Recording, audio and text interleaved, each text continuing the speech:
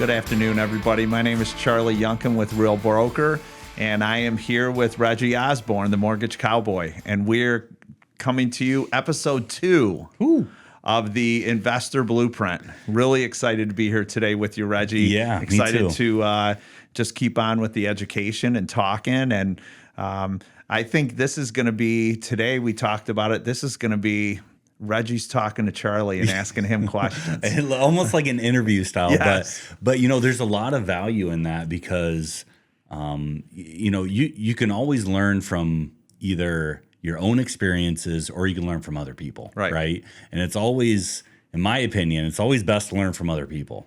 Right. And that's why I love, you know, history books and, you know, different documentaries and everything like that. It's because you can take the knowledge of people who've been before you, have been there and done that, and then you can apply it to your own life. Now, is it going to be a 1-to-1 ratio for, oh, hey, this is Charlie's experience, so therefore it's going to be mine? No, of course not. But it's always good to, you know, kind of tell your story a little bit because, I mean, you've got some great stories, and we're going to dive into that a little bit. And kind of go from there. But yeah, and again, kind of to reiterate, like we've talked about on the first episode, the whole idea of the Investor Blueprint is to give power to the common person that thinks, hey, I want to get into real estate. I want to get into investing. How do I do it? Right. I don't have a trust fund. Right. I might own a home. I might be a renter right now. Maybe my parents owned a home. Maybe they rented their whole life, but nobody in my family has really shown me how to accumulate wealth through real estate. I don't know if I could do it. You know, it's too complicated. I'm just a W-2 worker. Or, you know, I'm an hourly or salary worker. I don't have the knowledge to do that. Plus, I've got kids and I've got everything else. Right. How can I do that? And really, that's where, you know, we want to take it, you know, real estate investing for the common man. Right. Absolutely. And that's really where our heart is. Continue to show that it is possible. Mm-hmm. You can do this. Absolutely. So as long as you have people in your life, professionals in your life to help guide you, you can do this. Yeah, you can do this. Absolutely. So we're excited to kind of dive into it. So I guess before, you know, we start diving into it a little bit, just give the audience a little bit of a background on your, you know, what you did prior to your real estate, you know, obviously now being a full-time realtor. Right. And, but, you know, even when you were doing the 2-job tango, right? And all of that. So jump into that a little bit. So when I started, my first flip, I would say, was right before I became a cop. Okay. I started in the Detroit Police Department when I was 19, but I was already involved in flipping houses and rental houses because of my ex-wife's parents. Okay. And so we were already messing around with that. And since I was like 17, I was doing that. But then I became a police officer, and I was a police officer in Detroit for 5 years. And then I went out to Warren when I retired in 2022. Okay. Throughout all of that time, I was still doing real estate. Yeah. I was still investing. I was still in flipping houses. I was still pushing the envelope. As I got later on in my career in real estate, I wasn't hands-on as much. I wasn't swinging a hammer anymore. I was going to say, so when you started, like you said, 19. when you were 19, yes, where you were in there, like your ex's family was the construction part of it. We were doing fixing it all. Flips. Absolutely. We were fixing flips. You were doing bathrooms and roofs. Doing it all. And so I learned a lot. Mm-hmm. And that's where you really made the money, when you were doing the sweat equity yourself. Yeah. But as I got older and I was working more and the family came, I had to look at the balance here of, me leaving work after midnights, getting off at 8 a.m, and then going to that house and working on that house till 4 p.m. And I'm tired. Yeah. I'm exhausted. Yeah. I'm not doing the same job that I could be doing at that house because I'm tired. So at a certain point, I just had to look at it and go, okay, what does this cost for me to have somebody do this Mm-hmm. and then put that into the numbers of, okay, in the end, we're still making money. Yeah. But I'm not putting the sweat equity in because I just don't have the time. Yeah. And that's huge, because I think you're a better investor now. You have a better eye for stuff and really what the true cost is, because you went through all of that. Absolutely. Because you've replaced bathrooms and sinks, and oh no, that is actually a bigger job than what you think it is, because it's the water main or whatever, right? I don't even know what you might be diving into. But it has helped me be a better realtor. Yes. For my clients as well, when we can go and look at homes. And I mean, I'm one of those that have no problem. If we walk into a house and, freshly updated, and you walk in and you see, well, this is homeowner and the tile in the bathroom is crooked. And I mean, these are those things that your client gets into that house and in 2 years later, the tiles falling off the walls. Yeah. I mean, but if you don't have the experience, if I didn't do what I did for all those years, I wouldn't be able to recognize that for sure. Because there's a lot of, and I see houses on a daily basis, and obviously you're walking in, I see more pictures online, but it's, it looks nice because they've got the new LVP laid out in the kitchen. And like you said, the tile and everything. But when you know what to look for, you can see what is done by a professional and maybe what's done by somebody that's doing it for the second or third time. From YouTube. Yeah. Yes. Hey, and listen, I'm all about Mr. Fix-It figured out on YouTube. Absolutely. But you as an investor, you have to pay attention to this. So, and that's pretty much that's what I did. I mean, I flipped a ton of houses, and I had many rental properties. And so, yeah. I guess, was there a specific moment, not necessarily in the flip part, but in the rental part, like the buy and holds, like when you were like, hey, I'm not going to flip this one. I'm going to buy it and hold it. But like, was there a specific moment that you could remember, like, hey, I'm going to really dive into this? I really think it goes back to when I was 16, 17, and 18, before I even got married, and I was dating my wife back then. She was my girlfriend since high school, and I was involved in helping her parents with these rental houses and with these flips. And they had both the flips where they were, as I have said for years, painting a pig. And that's what you were doing back in the 90s. Paint, carpet, sell, paint, carpet, sell. Yeah. And it was easy back then to do that. And then I saw the rentals with the passive income monthly, and they paid very little for these homes. They got a great deal on the home. They went in and they did what they needed to do to get them rented, and just the passive income month after month after month. And so I would say when I was 19, that was the first time I did a flip. Okay. And I continue to say, and we talk about this, and there's risk. Yeah. There's risk in investing, and there's risk in real estate investing. And I sometimes look at this as it's blackjack.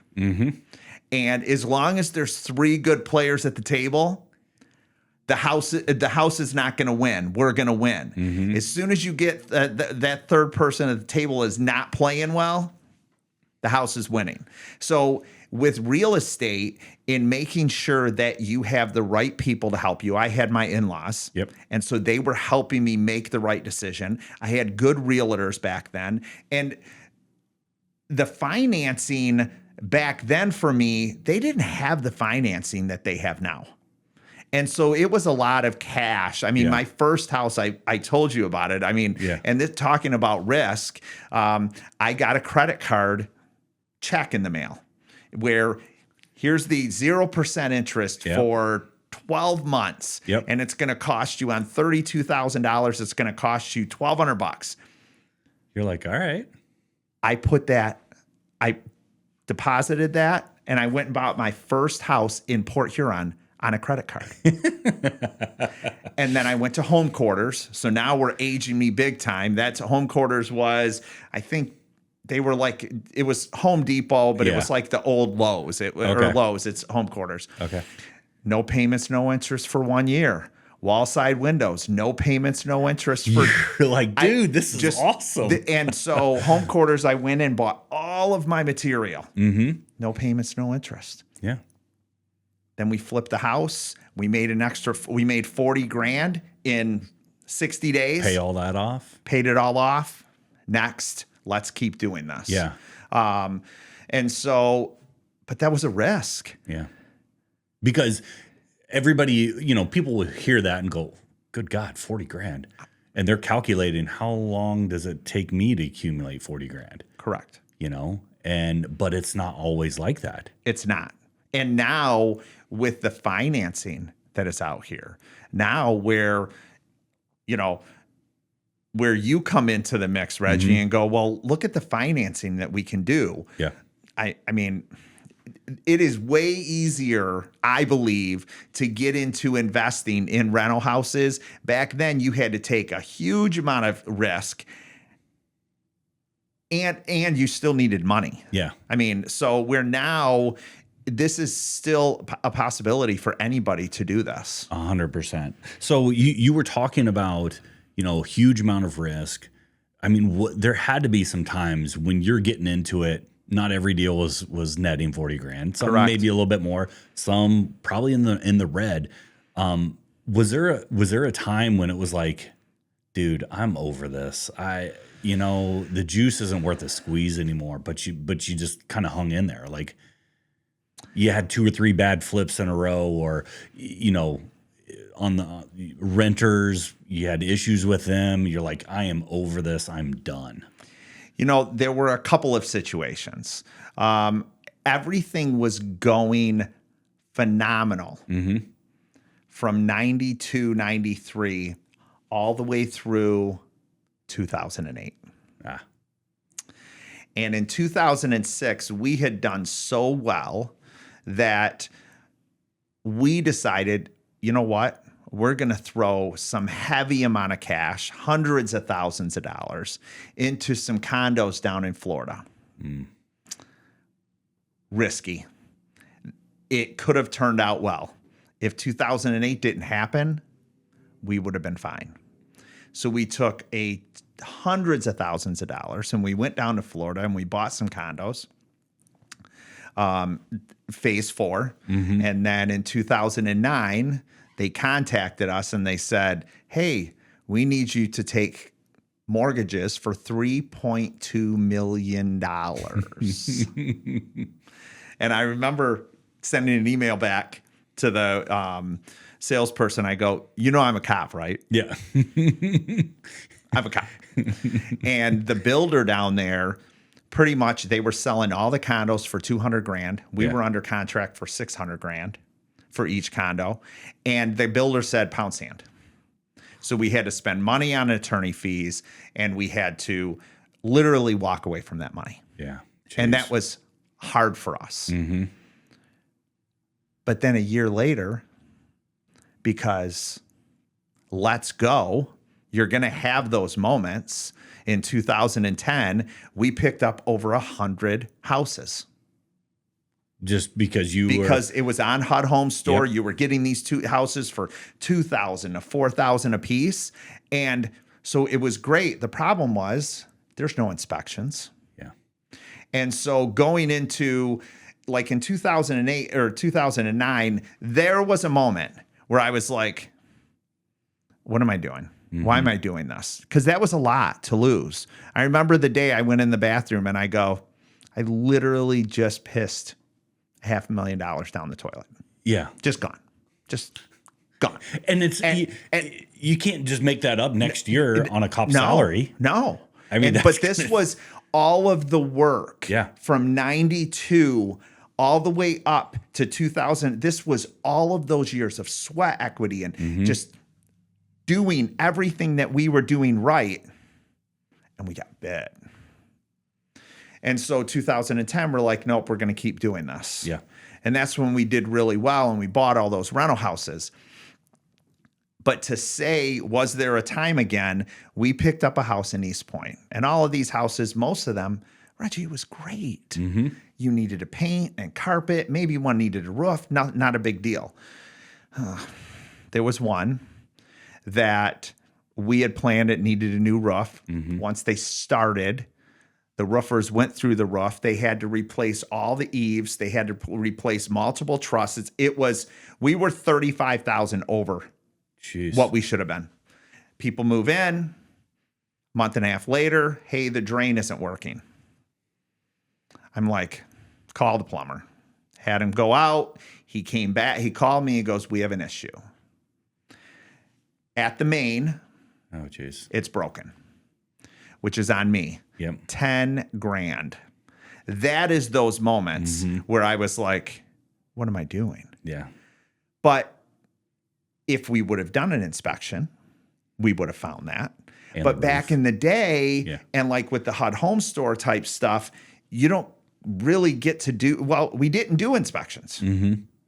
Now it's not an option. Yeah. You have to do inspections. Yeah. Well, I mean, especially you want to protect your investment 100%. We would have never bought that house if we would have done an inspection. But the house cost $3,000. We're like, well. Yeah.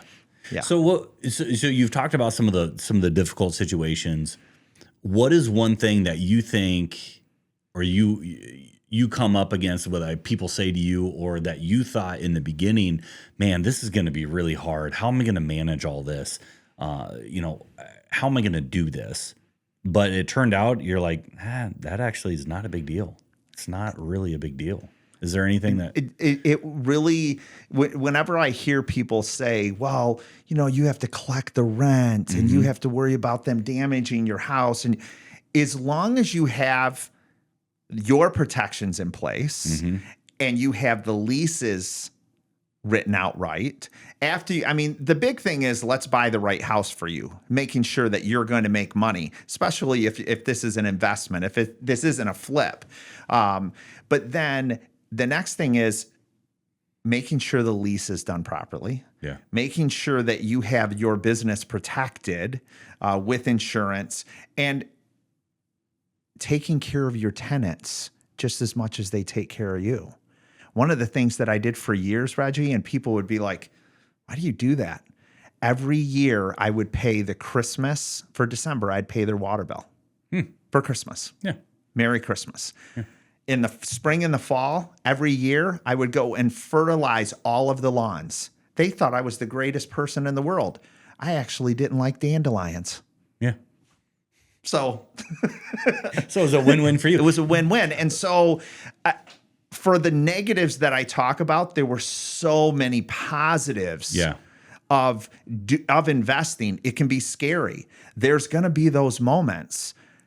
At the same time, there's so many tools that we have now to help protect you. Not to say that you're not going to get burned, but these inspections are the most important part. Yeah. After making sure that the money's right, that you're not getting into an investment that you're losing money. These inspections before you even purchase are like gold. Gold. Yeah. And can the inspection catch everything? No. Right? I mean, just like on the financing side, we can do all the due diligence that we can. Look at income, and we can look at the prospective, rent on a property and whatever it may be. Right. But it's not 100% foolproof. No. So there's like you said, there's going to be risk involved with it. Which is why, when you look and see, okay, this is my income coming in. I only have this for the mortgage and insurance. But you need to put some money aside for the furnace that goes bad, for the hot water tank that goes bad, for the plumbing, for all of you don't get to take that passive income that's extra and go, look at that, I've got an extra $800. Okay. Yeah, let's go let's go on a shopping spree. Let's go on vacation. You have to protect yourself, but the passive income long term, it's life-changing for people. Well, and that's one thing. I'm just thinking about what we've talked about, the future episodes that we're going to do. And I know the first 2 episodes have been more story driven, a little mindset, if you will. Right. But really diving into in the next episodes about how do you do that? Like, let's look at real numbers. Correct. And we will look at houses. How do you determine? Let's look at the numbers here. Is this a right investment? Is this right or is this wrong? Yeah. Yes, absolutely. And okay, it's you're collecting $2,000 a month and the mortgage is only $1,500. What do you do with that extra $500? Right. Right. How much can you pay yourself? How much should you set aside? How do you structure this? So you're, like you said, you're protected. Yes. So you've got the LLCs in place and you've got the layers of protection legally. Yes. So if something, the umbrella policy. Yeah. For somebody, it's all of these things that you have to still protect yourself. But this is where you have people in your life to help you do those checks and balances and go, okay, this is right. Yeah. And the interesting thing is you trust people for certain things in your life, but when it comes into like investing and thinking, okay, let's see if we can do a house, you either have some people that don't seek guidance and then they do it and it's a disaster, or people just aren't doing it. And so as long as you have the right people to help you and you use the right tools, this is life-changing for people. Absolutely. Absolutely. Yeah. And really what you're talking about there, when you have housing appreciation and you have people paying down your debt on that house, correct, you're getting double, the win on that. Absolutely. And that's how you get this crazy compound effect. And it doesn't matter if you're in your 20s, if you're in your 30s, your 40s, your 50s, or your 60s, or whatever, you can still have that work for you. Absolutely. Right? Absolutely. Like the old adage of days in market, of in the stock market, that's all fine and dandy when you're 17 and you're 22 and you're 29. Correct. But if you're 49 and you don't have that, like, you just don't have enough time in market for that growth, that compound effect. Correct. And that's where real estate, and we're going to have episodes talking about this, how it can transform. Absolutely. That whole process. Yes. So I'm excited about that, dude. That's going to be very excited. That's going to be so cool. Yes. This is my jam, so I love it. So, what do you wish somebody would have told you, like, knowing what you know now?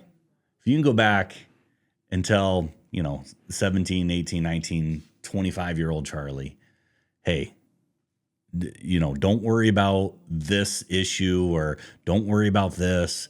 Really go after, focus on this. This is what you need to focus on, because this is what's going to be the biggest bang for the buck in the real estate world.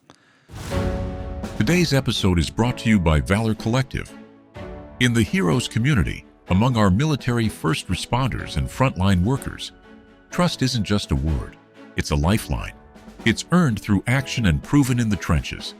When you're ready to make a move, you don't just need a real estate agent. You need a team that operates by the same code you live by. Valor Collective was built on that foundation of integrity and grit. They understand that for you, a home isn't just a transaction. It's the rally point for your family, and the one place you can finally decompress. They've got your back because they've walked the path. Valor Collective, built on honor, driven by results. Your move is our mission. If we go back, if somebody would tell me, first of all, you would have told me you're not investing in those condos down in Florida, right? I mean, could you imagine what I have done in 2010 with that kind of cash? Anyways, I wish that, and don't get me wrong, my in-laws were doing it. They were really good at doing it. Yeah. But I really wish that they would have brought up that is a possibility because, Reggie, I know that there was still probably bank loans that you could, yes, there's a lot of things now, but there's a lot of things back then as well. Sure.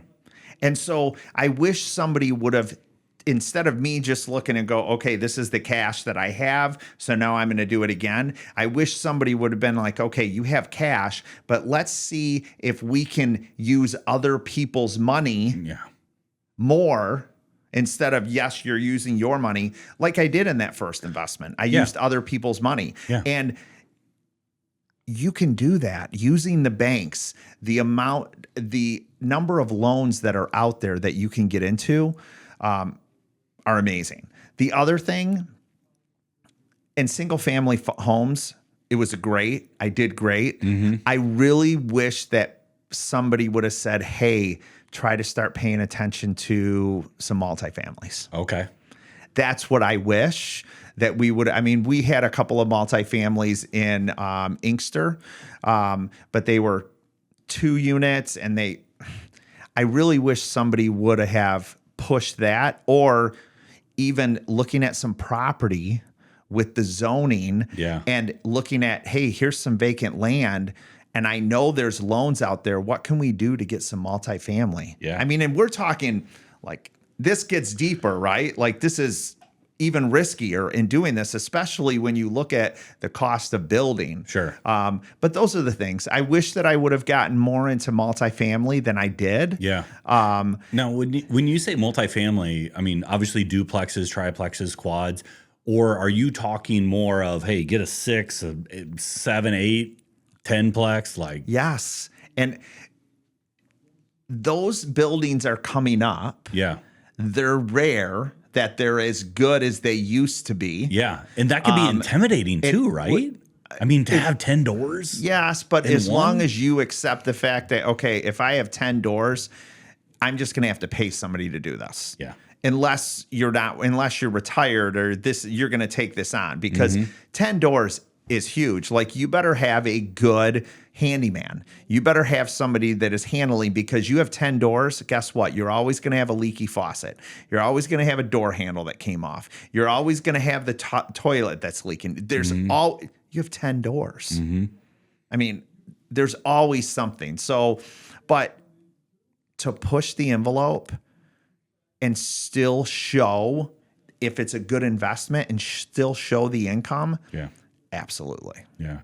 Well, and you're just spreading out your risk, right? Absolutely. If you've got a single family home, if that person, doesn't pay, or they leave and now it's vacant for 2 months, you're on the hook for the entire amount. Absolutely. Right? Whereas if you have 4, if you have a quadplex or something like that, okay, one person leaves, that sucks, but hypothetically speaking, you've got some overage from the first 3 that's going to help cover that 4th one, right? Right. And so on and so forth. But and that's where this juggling still goes into your passive income, still keeping money in the bank for the situations, even with the single families where, hey, somebody just moved out.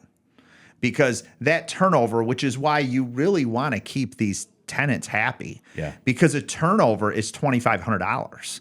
Because by the time you get in there, you're going to have to paint, you're going to have to carpet, something happen. It's $2,500.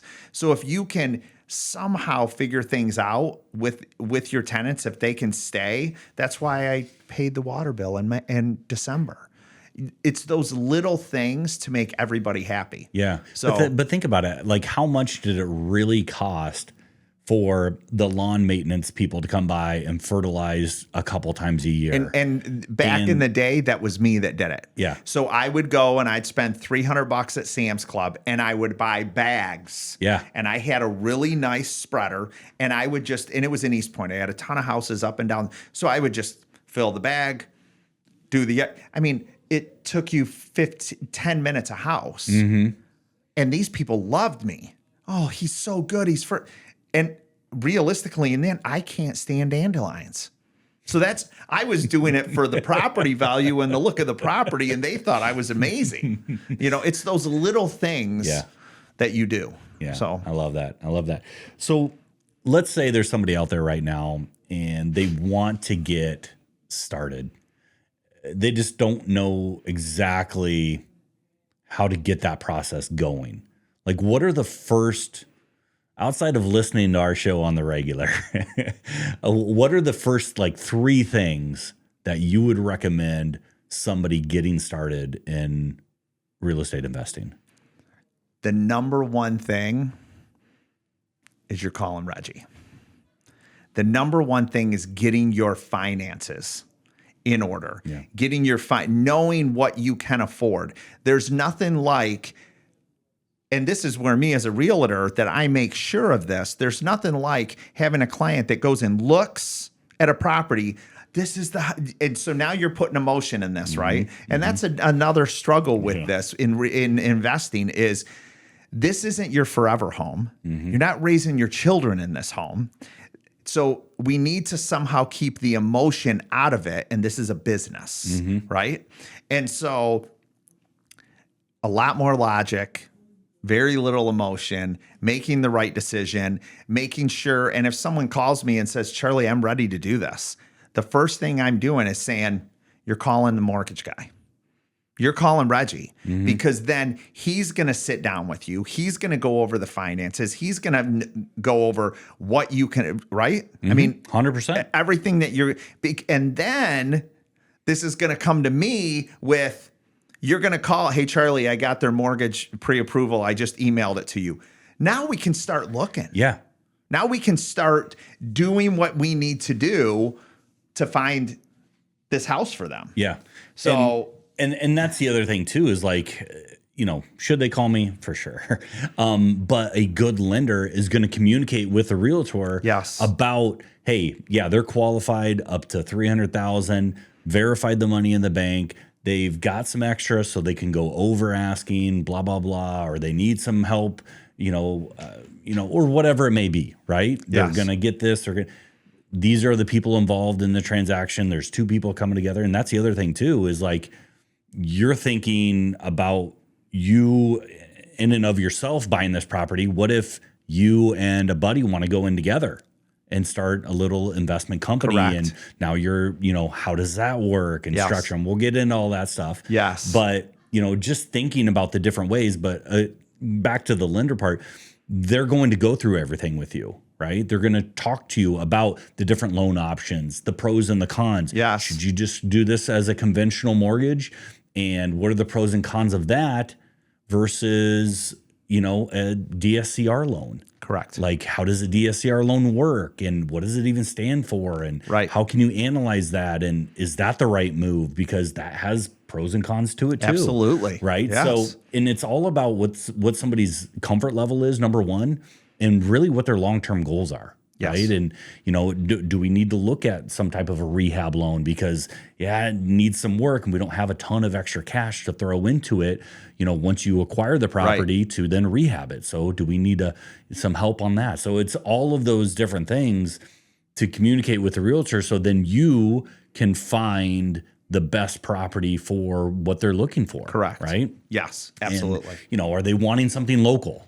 Or they don't care about if it's local or not, because I've worked with investors that are out of state. Yes. They just want to buy something local or, here in Michigan. And then I've also worked with people who don't want, there's a 50-mile radius that they don't want to go outside of because they want to be able to go and look at the property. They want to feel it. They want to touch it. They want to have eyes on that door at all times. Right. Because that's their baby. Right? Absolutely. Yeah. So, calling a lender, trying to figure out what their finances are, and maybe not even are they ready today or how do they get ready, right? Correct. Because again, just like this show and my heart, and I know you're with it too, my heart is, hey, it's not our job to tell you what to do. Nope. It's our job to present options, right? Absolutely. So then you feel empowered to say, do I really want to go into investing in real estate? Correct. And maybe you do and maybe you don't. I don't know. But at least now you have the knowledge of how to get you from where you are to where you want to be. Correct. And that is, in my opinion, huge. And maybe it's not for you and you want to go into, the stock market, or you want to go into crypto, or you want to go into some other avenue, buying businesses and flipping businesses.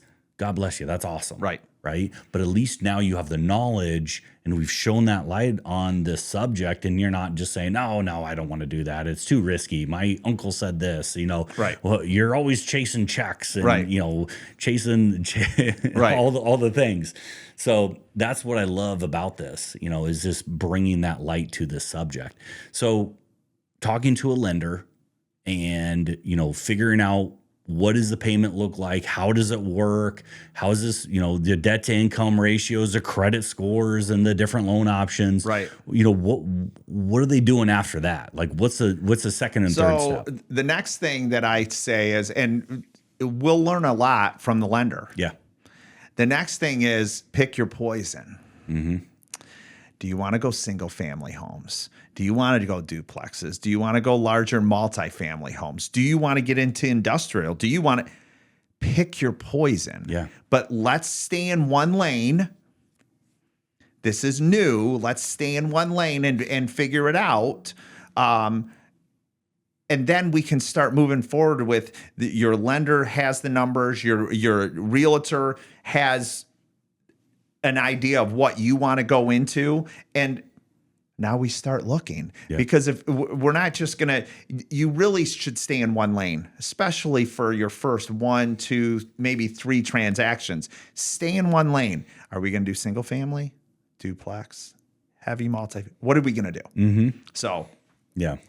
So in everyone, like we've talked about, everyone has a pros and a cons idea to it, right? There's a lot of great things about single family homes, a lot. and there's a lot of great things about multifamily. Yes.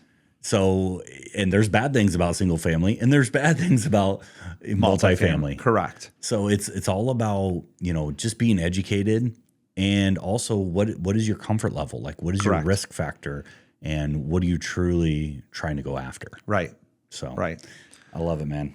The last thing that I think is that I believe is so important, besides the lending, besides pick your poison, right? What house, is really making sure that you have the right team in place. Yeah. That you are comfortable and you trust your lender. You're comfortable and you trust your realtor. You're comfortable and you trust your inspector. Yeah. You have everything in place. You have if you get into a home that you're going to need renovations, you have the right people in place. Because as soon as you get a house that you're going to rent, but it's sitting not being finished for 6 months, like, you're losing. And so the mindset is 45 to 60 days. We need to get that going. We need to get, income coming in. Yeah. And so, yes, it's those 3 things, but it's that core team that you really need to have in place. And I believed with a good lender, a good realtor, and those 2 coming together and making sure, because between the lender and the realtor, we have those vendors. We have those people that are always contacting us and communicating with us. At the same time, we also know the bad ones, right? Yeah. So, and I think, a lot of people, at least sometimes, this is the way I think sometimes, I'm like, I could do that. Oh, shoot. Yeah, I could do that. But do you really have the experience? I'm talking specifically on like the handyman stuff, right? Correct. And, it's one thing to fix a leaky faucet, okay? That's one thing. But it is an entirely different thing to figure out, why does this light switch work, that light switch doesn't? correct. What is that weird smell? And what's going on with the attic? Why is the roof drooping and everything else? Like, you need to be real with yourself. Yes. To know what you are capable of doing and what you're not capable of doing. Absolutely. And because the last thing you want, and I'm speaking, to the married couples out there, is like the guy's like, dude, I could do that. Oh, hell yeah. Back in high school, I worked on a roofing crew. I could do that. Okay, you did it for one summer. That was 20 years ago, bro. Like, you haven't done it since. Your wife's going to hate you. You know what I mean? So, and I think one of the things that sticks out so much to me is I remember hot water tanks. You used to be able to go Home Depot and get a 40-gallon hot water tank for $250. Yeah. Not anymore. Not anymore. And so these plumbers, I mean, you call a plumber out to a hot water tank. A 50-gallon hot water tank is $2,500. I mean, and so having the right people, the core team in place is the key. And then the passive income will come. Yeah. Yeah. And doing it right. Because the last thing you want, like you've talked about, is you do it, you do shoddy work, and then one issue begets another issue, which begets another issue. You're paying double and triple. Exactly. So now you're $500, $600, $800 a month, cash flow on the positive is now getting eaten up because you couldn't swallow your pride and just get the right person out there to do it correctly. I know we're getting close to the end, but I bring this real estate. I bring in with one of the things that they always said in baseball, right? Yeah. 1 error equals 3 runs. Yeah, it is crazy how it just seems to be one bad error. There's 3 runs going. One bad dollar spent is $3 out the window. Yeah. Yeah. And so you add that up, making the right decisions from the beginning. And so just having that core team of people in place is huge. Yeah. And I think we're not talking about it's going to be perfect every time. No. Like we mentioned, what we're talking about right here is mitigating risk. Yes, right? Absolutely. Mitigating your risk against just simple stuff that could just be, avoided because you made the right choice. It's the simple choice. One of the things that keeps sticking out to me is these well and septics. Mm-hmm. I mean, people think it's not a big deal. That septic inspection for $600 is, I mean, you're talking 25, 30, 50,000. You're talking thousands and thousands of dollars. Tens of thousands of dollars for a new septic field, 100%. And if you just did an inspection, either number one, you walk from the deal. Number two, they take money off the house because of that. Yeah. And you're still getting a great deal. Yeah. And so these inspections are huge now. I mean, as I'm moving in, these inspections, besides the lender, besides the realtor, finding the house, these inspections are huge to make sure that you're protecting yourself. Absolutely. Absolutely. And that's again, something that as you are, you're listening to other podcasts or you've, always had this in the back of your mind, you think about some of these things, but you don't think about all the nitty gritty details of like, oh, I never thought about how important an inspection is. And it's your insurance policy almost against, some bad deals. Absolutely. And so that could save you tens of thousands of dollars right there. Yes. Mold in the attic. Mm-hmm. Just termites. Yep. I mean, all of these little things, inspection solves it. Absolutely. Hopefully. Absolutely.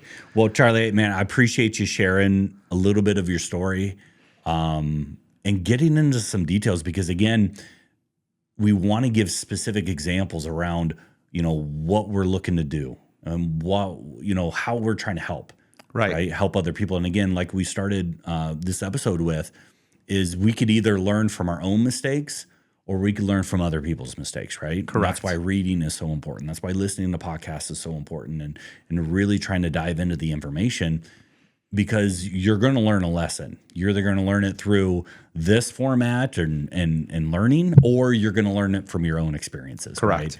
So, and I'd rather much more rather learn it from other people's experience. Absolutely. So I appreciate you doing that. And again, we're going to be diving more and more into let's look at a deal. Let's pull one up. Let's run the numbers.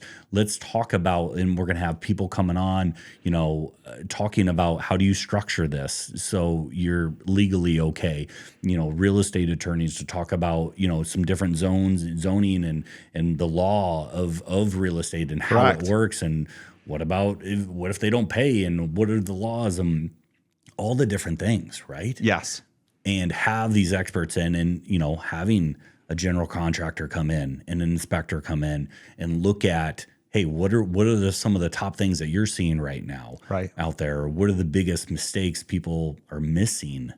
And all these different subjects. So I'm really excited about it and looking forward to continuing this. So yes, Reggie, it was great. Another great episode.